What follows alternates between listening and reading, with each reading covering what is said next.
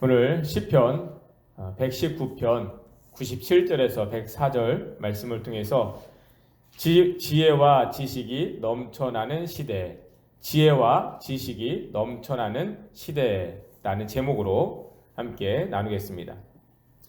우리는 말하고 생각하고 행동하는 데 있어서 막힘이 없는 것을 지혜요, 능력이라고 여깁니다. 하는 일에 있어서 제한되거나 거침이 없는 것을 형통함으로 여기는 것입니다. 여전히 우리는 그러한 지혜와 형통함을 얻으려 하고 있습니다. 어떠한 막힘이나 제한되는 상황을 힘들어하는 것입니다.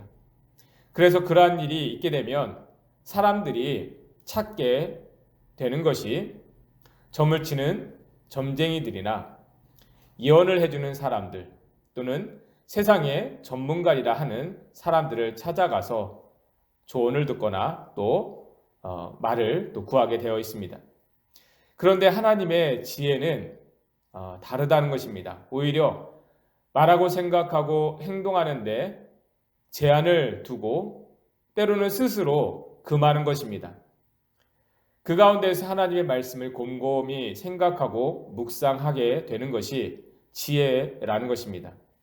그것은 문제에 대한 답을 찾게 되어서가 아니라 하나님을 더욱 주목하게 되는 그 자체가 지혜라는 것입니다.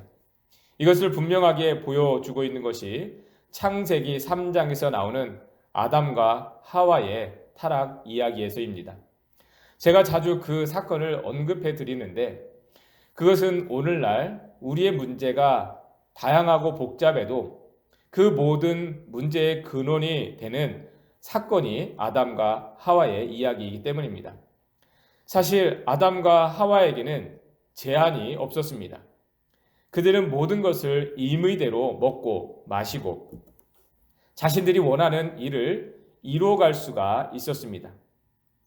그러나 오직 한 가지 그들에게 제한된 것이 있었으니 바로 선과 악을 알게 하는 나무의 열매였습니다.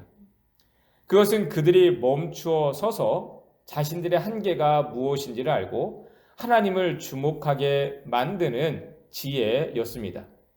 그런 가운데 말하고 생각하고 행동하는 것을 삼가 주의하고 하나님의 뜻을 구할 수 있었던 것입니다. 그런데 그들은 그 지혜가 아니라 하나님과 같이 선과 악을 알아 모든 일에 거침이 없게 되는 지혜를 얻고자 했습니다. 우리는 그 결과가 무엇인지 너무나 잘 알고 있습니다. 그들이 얻은 지혜는 하나님의 법을 떠나 사는데 거침없는 세상의 지혜가 되어버렸던 것입니다. 그래서 로마서는 말하기를 저들이 하나님을 알되 하나님을 영화롭게 아니하고 오히려 하나님의 영광을 썩어질 것으로 바꾸었다 하였습니다. 하나님을 떠나 사는데 하나님을 거슬러 사는데 거침없는 그러한 지혜와 지식을 갖게 되었기 때문에 그렇습니다.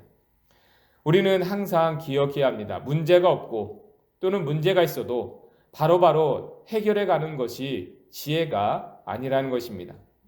어떤 문제에 대해서 말과 생각과 행동에 있어서 거침이 없게 하는 것이 지혜가 아닙니다. 이 땅의 삶은 오히려 우리가 하는 모든 말과 생각이 행동 하나하나가 문제가 되어줄 수밖에 없는 그러한 환경이 되어졌습니다. 그래서 우리는 다음과 같은 고백이 더욱 필요한 때입니다. 97절, 103절 말씀 함께 보겠습니다. 먼저 97절입니다. 내가 주의 법을 어찌 그리 사랑하는지요. 내가 그것을 종일 작은 소리로 읊조리나이다. 103절입니다. 주의 말씀의 맛이 내게 어찌 그리 단지요. 내 입의 꿀보다 더 단이다. 이 말씀은 내가 평안하게 앉아서 그 말씀을 묵상하고 있는 모습이 아닙니다.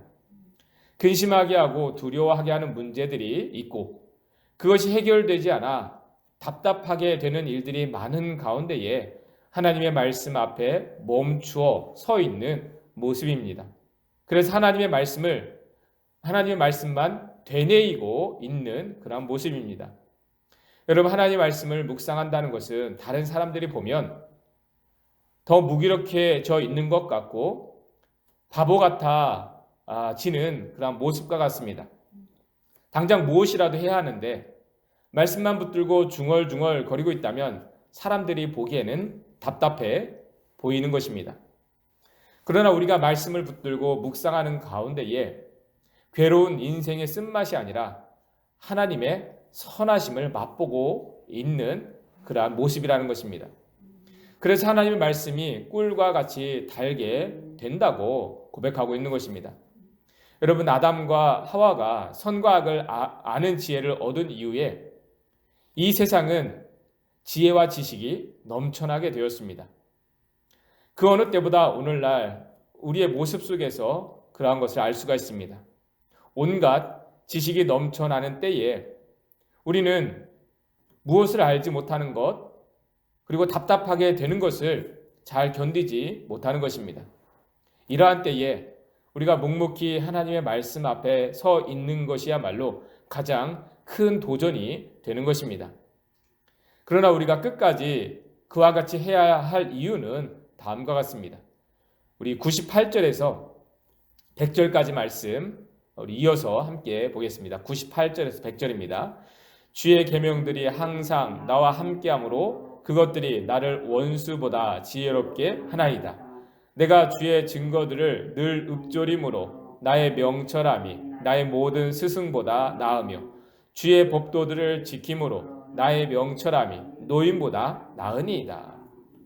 이 말씀과 같이 악한 원수들의 꾀보다 특별한 학식을 가진 스승보다 세상의 모든 경험을 가진 노인보다 하나님의 말씀 앞에 머물러 있는 것이 더 지혜롭게 되는 일이라는 것입니다. 여러분, 지혜는 그 열매가 선한 것으로 나타나야 하는데 세상의 지혜는 그와 같지 않습니다.